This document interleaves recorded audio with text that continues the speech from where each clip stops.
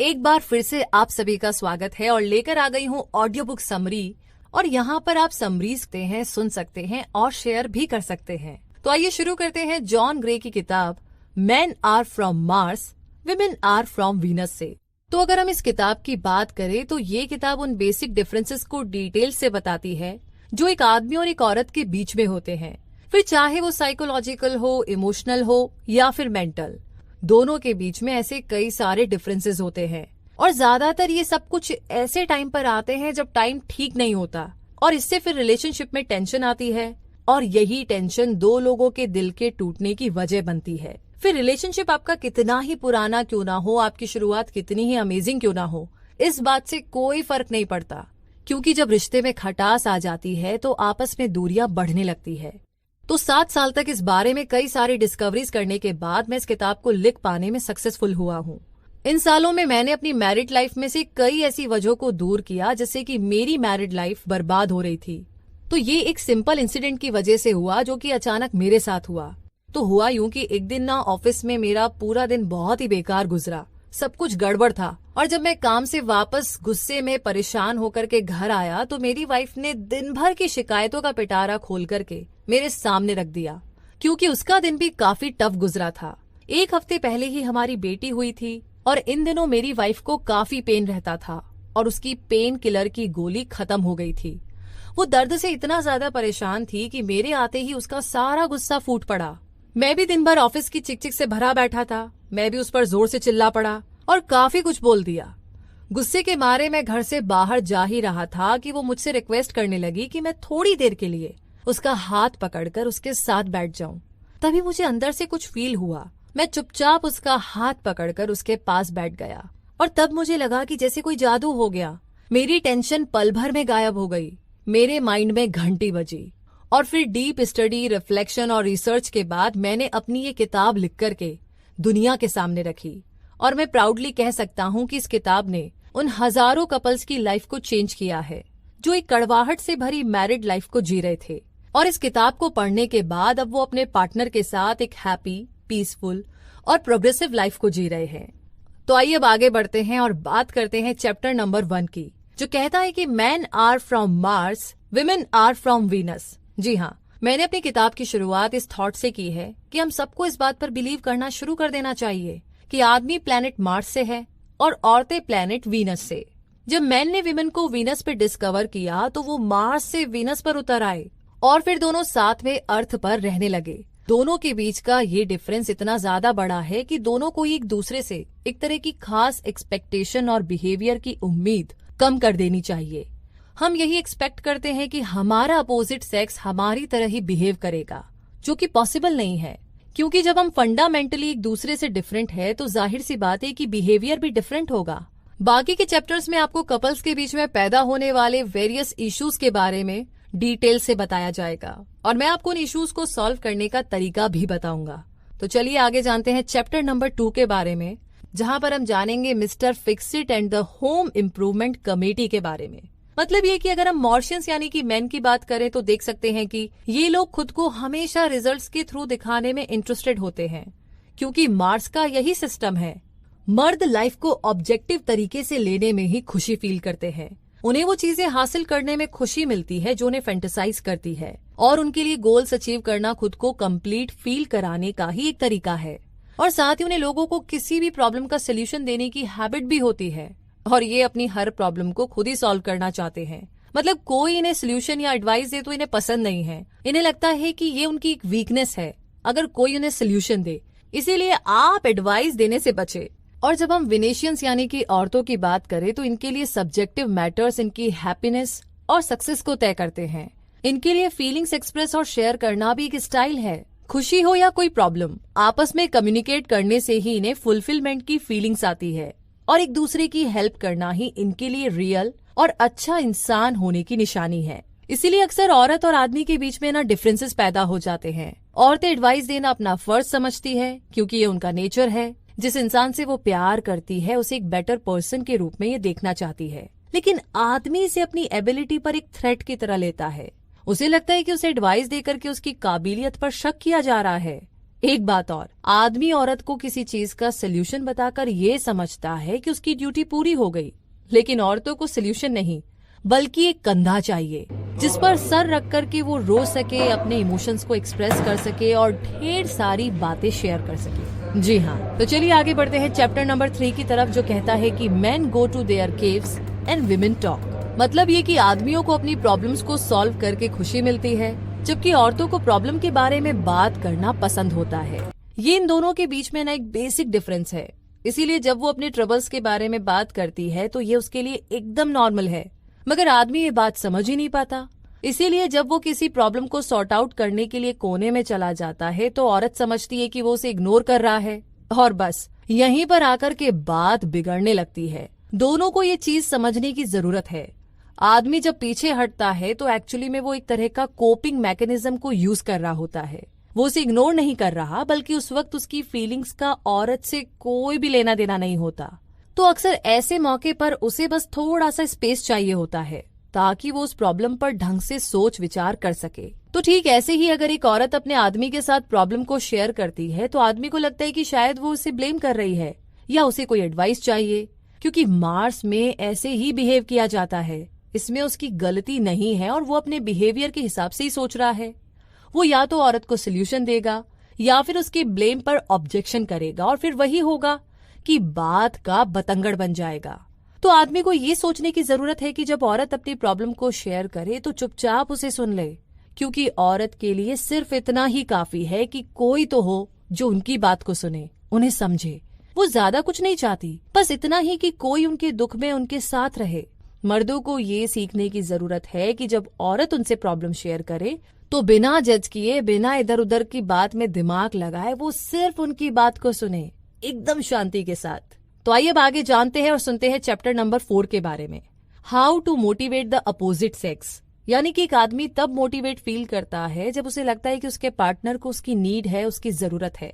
और एक औरत को मोटिवेट होने के लिए प्यार, इज्जत और चाहत की जरूरत होती है, क्योंकि जब आदमी प्यार में पड़ता है तो वो कोशिश करता है कि उसकी पार्टनर उससे खुश रहे, सिर्फ अपनी खुशी के लिए नहीं बल्कि औरत की खुशी के लिए भी, क्योंकि वो केयर करता है और ये उसके लिए मोटिवेशन है। हालांकि जिम और सुजैन के केस में ना जिम को ये समझने में थोड़ा टाइम लग गया कि वो अपनी वाइफ को खुश नहीं रख रहा है, उसकी उतनी केयर नहीं कर रहा है जितनी कि उसे करनी चाहिए थी। तो वो मेरे पास काउंसलिंग के लिए आए और अपनी मैरिड लाइफ में फिर से पैशन जगाने के लिए उन्होंने इन 3 स्टेप के प्रोसेस को फॉलो किया। First step, motivation. जिम ने सुजैन की बातों पर ध्यान देना शुरू किया ताकि उसे यकीन हो जाए कि जिम उससे प्यार करता है और उसकी केयर करता है। ये सुजैन के लिए एक मोटिवेशन था। Second step, responsibility. जिम ने अपनी गलतियां मानी और उन्हें सुधारने की पूरी जिम्मेदारी ली। Third step, practice.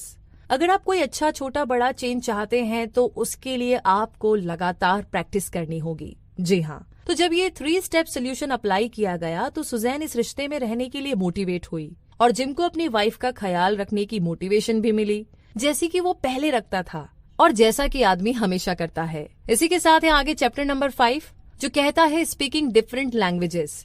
मतलब ये कि जब ऊपर वाले ने आदमी और औरत दोनों को अलग बनाया है तो नेचुरल है कि दोनों अलग बात करेंगे। वर्ड सेम हो सकते हैं मगर तरीका नहीं। मतलब ये कि औरतें जो बोलेगी फीलिंग्स के साथ बोलेगी, जबकि सेम वही वर्ड आदमी फैक्ट्स के साथ यूज करेंगे। आदमी किसी वर्ड का एग्जैक्ट लिटरल मीनिंग समझते हैं, जबकि औरतें उसे सब्जेक्टिव तरीके से बोलती है। जबकि सेम वही वर्ड आदमी फैक्ट्स के साथ यूज करेंगे। आदमी किसी वर्ड का एग्जैक्ट लिटरल मीनिंग समझते हैं, जबकि औरतें उसे सब्जेक्टिव तरीके से बोलती है। जैसे कि एग्जाम्पल के लिए, जब कोई औरत कहे कि हम हमेशा जल्दीबाजी में रहते हैं, तो उसका पति जवाब देगा कि ऐसा नहीं है, हमने लास्ट वीक फ्राइडे नाइट को आराम किया था। अब यहाँ पर औरत के वर्ड्स का लिटरल मीनिंग नहीं है।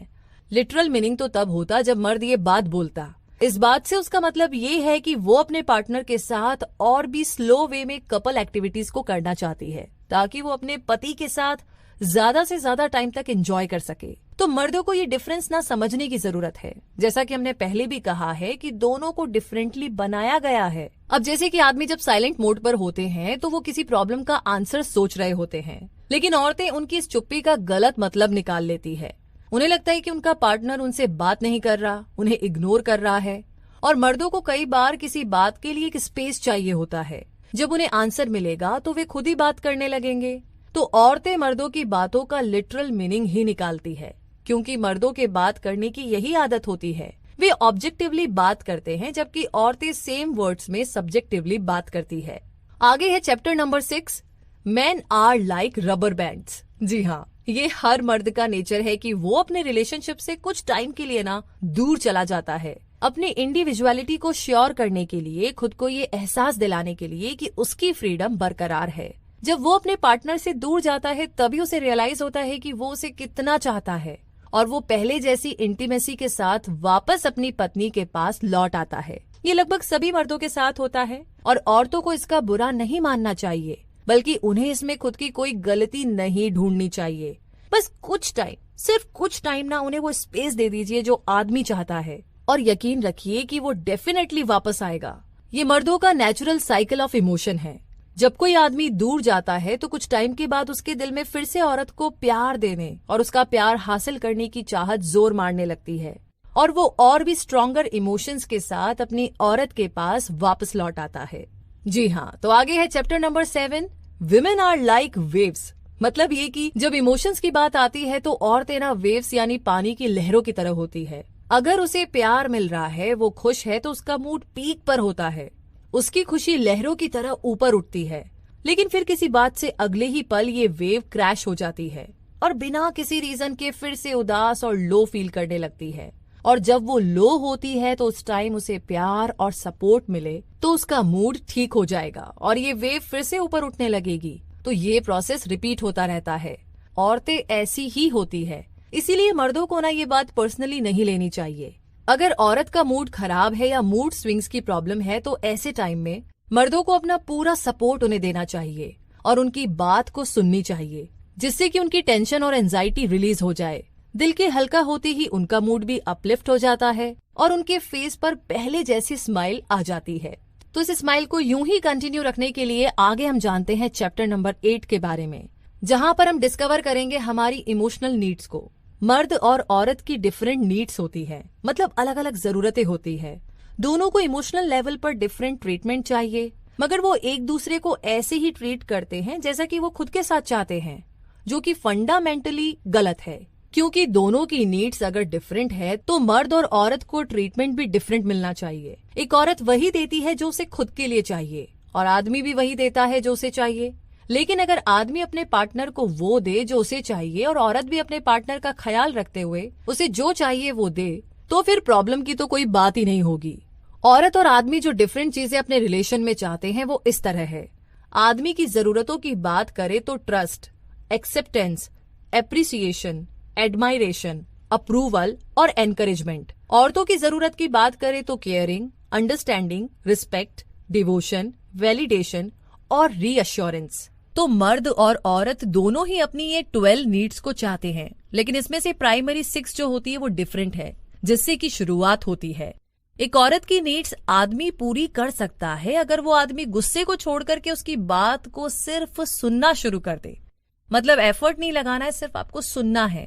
और एक आदमी की नीड्स औरत पूरी कर सकती है जब वो उस आदमी को चेंज किए बगैर उसका सपोर्ट हासिल करे, अपने साइलेंट सपोर्ट के साथ उसे इवॉल्व होने का मौका दे, और वो एक दिन खुद ही बदल जाएगा।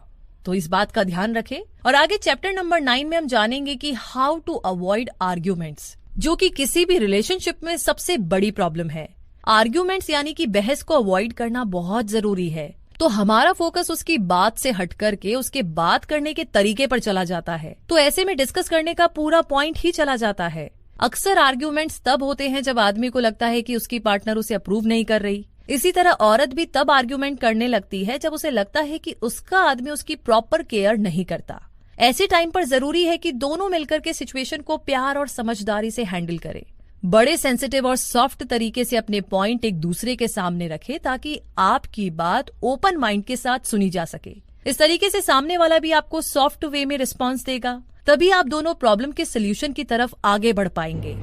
मगर जब आपका मूड इतना अपसेट हो कि बात को हैंडल करना मुश्किल लगे, तो बेटर होगा कि थोड़ी देर के लिए उस टॉपिक से ब्रेक लेकर के सिचुएशन पर एक बार फिर से गौर करें और तभी डिस्कस करें जब आप दोनों का दिमाग ठंडा हो।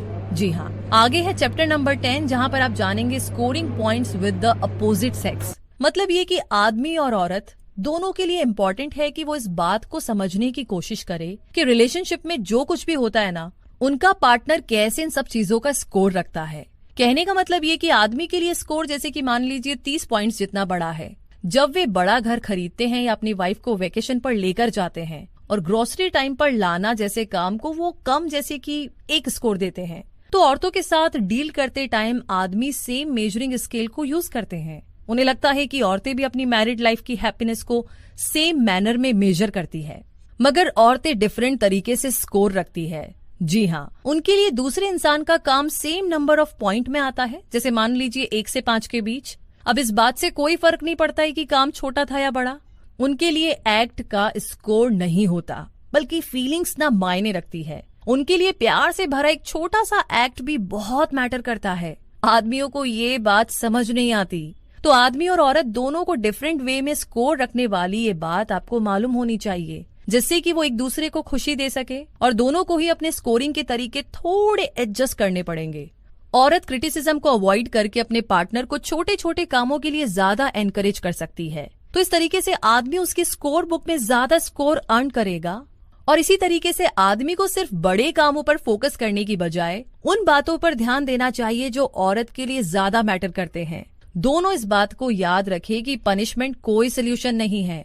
जो बात हमने पहले के चैप्टर्स में बताई है, उन्हें अपने माइंड में रखते हुए हर सिचुएशन को प्यार और सब्र के साथ हैंडल करे। तो आइए अब आगे जानते हैं चैप्टर नंबर 11 के बारे में, जहाँ पर हम सीखेंगे how to communicate difficult feelings. जी हाँ, जब आपका पार्टनर जाने अनजाने कुछ ऐसा करे कि आपको बड़ा गुस्सा आ रहा हो, आपके अंदर सैडनेस और फ्रस्ट्रेशन भरी हो, तो इस सिचुएशन में लविंग, केयरिंग, रिस्पेक्टफुल, सेंसिटिव और जेन्युइन बनना ना बहुत ही मुश्किल काम है। ऐसे में अगर कॉन्वर्सेशन होती है तो सामने वाले के लिए नेगेटिव बातें माइंड में आती है। गुस्से में कोई सोल्यूशन तो निकलता नहीं, उल्टा बहस बढ़ते बढ़ते लड़ाई में बदल जाती है। तो ऐसी हालत में नेगेटिव बातों को दूर करने के लिए अच्छा होगा कि आप अपने पार्टनर की फीलिंग्स को समझते हुए उसे एक लेटर लिखें, और इस लेटर में इन सब फीलिंग्स को एंगर, सैडनेस, फियर, रिग्रेट और लव के बारे में एग्जैक्टली इसी ऑर्डर में लिखें, ताकि लेटर खत्म होते होते सामने वाले से लविंग और पॉजिटिव मैनर में एक एक्सपेक्टेड कमिटमेंट मिले। तो लेटर लिखने का ये काम अपने आप ही सारी नेगेटिव फीलिंग्स को दूर कर सकता है। अगर ना कर पाए तो कम से कम इतना इफेक्ट तो करेगा कि किसी सोल्यूशन तक पहुंचने के बारे में एक्चुअली सोचा जाए। तो एक बार जब लेटर रिसीव कर लिया जाएगा तो पॉसिबल है कि उसका रिप्लाई भी आप तक पहुंचे, या तो ये होगा कि मैटर तुरंत रिजॉल्व हो जाएगा, या फिर थोड़ा टाइम लग सकता है, लेकिन कम से कम बात सही डायरेक्शन तक तो पहुंचेगी, जहां से चीजों के इम्प्रूव होने के ज्यादा चांसेस है। तो इस बात का खास ख्याल रखिएगा नेक्स्ट टाइम जब भी कुछ ऐसा हो। आगे चैप्टर नंबर 12 में हम जानेंगे कि how to ask for support and get it, यानी कि अपने पार्टनर से सपोर्ट मांगना बिल्कुल भी कोई गलत डिमांड नहीं है, क्योंकि बिना बोले ऑटोमेटिकली वो आपकी बात समझ जाए, ये एक्सपेक्ट करना काफी अनफेयर होगा। मर्द और औरत डिफरेंट है, डिफरेंट सोचते हैं, डिफरेंट एक्ट भी करते हैं। तो आदमी इस बात को बिना बताए खुद नहीं समझ सकता कि औरत उसका सपोर्ट चाहती है, जब तक कि वो खुद अपने मुंह से ना बोले। तो औरतें जब भी अपने पार्टनर से सपोर्ट मांगे तो कुछ 5 पॉइंट्स हैं जिन्हें आप हमेशा माइंड में रखें। सबसे पहला है सही टाइमिंग, दूसरा है नॉन डिमांडिंग एटीट्यूड, तीसरा है ब्रीफ बात करना, और चौथा है डायरेक्ट बात करना, और पांचवा है करेक्ट वर्डिंग। जी हाँ, ये विनिंग फॉर्मूला हासिल करने में एक औरत को थोड़ा टाइम तो लग सकता है, मगर इसे ट्राई करना तो बनता है, क्योंकि ये सचमुच में ना बड़े काम की चीज है। और आगे ऐसी एक और काम की चीज है चैप्टर नंबर 13 में, keeping the magic of love alive. हो सकता है कि आप अपने पार्टनर, लवर, स्पाउस के साथ बहुत खुश है, फिर अचानक आपको ना उनके लिए नेगेटिव फीलिंग्स आने लगती है, चाहे उनकी कोई गलती ही ना हो। तो ये एक नॉर्मल प्रोसेस है जहाँ पर हमारे पास्ट की अनरिजॉल्व्ड प्रॉब्लम्स रिश्ते में आने लगती है, और वो इसीलिए क्योंकि आपको प्यार मिल रहा है। प्यार किसी इंसान को ऐसा ही बनाता है, उन्हें कोई पुरानी दिल दुखाने वाली बात याद दिला देता है ताकि उसका भी सोल्यूशन निकले, जिसका रिजल्ट ये निकलता है कि आप पहले से बेटर, स्ट्रॉन्गर और लविंग पर्सन बनकर निकलते हैं। नेगेटिव सिचुएशन से डील करने के इतने सारे तरीके सीखने के बाद अब ये आप पर है कि आप कैसे पेशेंस और प्यार से इन मैटर्स को हैंडल करते हैं, और सेम यही चीज आपके बेटर हाफ के साथ भी हो सकती है। इसीलिए उन्हें इस नेगेटिविटी से बाहर निकलने और एक बेटर पर्सन बनने में हेल्प करें। यहाँ पर जो एक इम्पोर्टेंट पॉइंट नोट करने लायक है वो ये है कि 90% केसेस में हमारी सैडनेस की वजह हमारे पास्ट से रिलेटेड होती है और सिर्फ 10% में ही करंट सिचुएशन वजह होती है। इसीलिए हमेशा केयरफुल रहे कि कहीं आप अपनी सैडनेस के लिए करंट पर्सन या सिचुएशन को ब्लेम तो ना कर दें।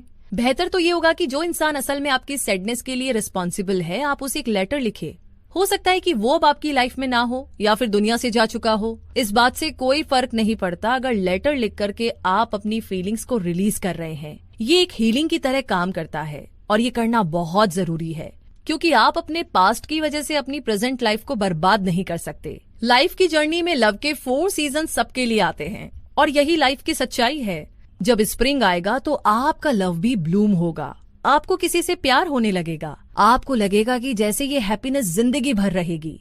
समर सीजन आते ही जब स्टार्टिंग फेज ओवर होता है तो आपके सामने भी एक सच्चाई आती है। अब आपको फील होने लगता है कि आपका पार्टनर इतना भी परफेक्ट नहीं है, जाने अनजाने वो कुछ ऐसा कर सकते हैं जो आपको हर्ट करे। तो यही वो टाइम है जब पेशेंस और काइंडनेस के साथ इस हर्डल से निकलने के लिए आपके लव का टेस्ट होगा। ऑटम यानी कि पतझड़ के आते आते आपका प्यार अब मैच्योर हो चुका होगा। अब आपको लंबे इंतजार का मीठा फल मिलेगा। आपको फील होगा कि भाई इस प्यार के लिए ना इतनी मेहनत तो वर्थ थी। विंटर सीजन में आपको टेस्ट करने के लिए फिर से आपके सामने लॉन्ग टर्म चैलेंजेस आएंगे। तो दोस्तों यही लाइफ है, एक बार फिर आपको अपने पार्टनर का हाथ पकड़ करके तूफान से गुजरना पड़ेगा। आपको वो सारी रेमेडीज ट्राई करनी पड़ सकती है जो आपने इस किताब में पढ़ी है, तभी आप एक विनर बन करके निकल पाएंगे। तब जाकर के आप और आपका पार्टनर अपनी लाइफ की स्टोरी जी सकते हैं। और मैं प्रे करता हूँ कि आप दोनों एक साथ प्यार भरी लाइफ जिए। तो कंक्लूजन ये है समरी का कि हमने यहाँ पर सीखा है कि आदमी और औरत की कम्प्लीटली डिफरेंट लव लैंग्वेजेस है। आदमी जब फ्रस्ट्रेटेड फील करता है तो एक्शन चाहता है, जबकि सेम सिचुएशन में औरतें चीजों को डिस्कस करना ज्यादा पसंद करती है। अगर हमें ये बेसिक डिफरेंसेस समझ में आ जाए तो हम अपने पार्टनर को और भी गहराई से प्यार कर सकते हैं। तो दोस्तों इसी के साथ बस कुछ बातें हैं जिन्हें ध्यान में रखिए, बाकी सब बढ़िया होगा, डोंट वरी। और इसी के साथ ये समरी भी यहीं पर समाप्त होती है। आप जरूर हमें लिख करके बता सकते हैं कि ये समरी आपको कैसी लगी, क्या सीखने को मिला, कौन सा पॉइंट आपको बहुत अच्छा लगा और आप उसे फॉलो करने वाले हैं। तो होगी आपसे जल्द ही मुलाकात, तब तक के लिए अपना बहुत सारा ध्यान रखिए और यूं ही आपका प्यार बरकरार रहे। इन्हीं शुभकामनाओं के साथ जय हिंद। और ऐसे ही आने वाली वीडियोस देखते रहने के लिए हमारे चैनल को सब्सक्राइब करें और बेल आइकन दबा दें, जिससे कि आपको नई वीडियोस की नोटिफिकेशन मिल जाएगी। और वीडियो अच्छी लगी हो तो लाइक जरूर करें। आपके लाइक और कमेंट से मुझे और भी वीडियोस बनाने का मोटिवेशन मिलता है। तो मिलते हैं नेक्स्ट वीडियो में, तब तक के लिए टाटा बाय बाय और नमस्ते।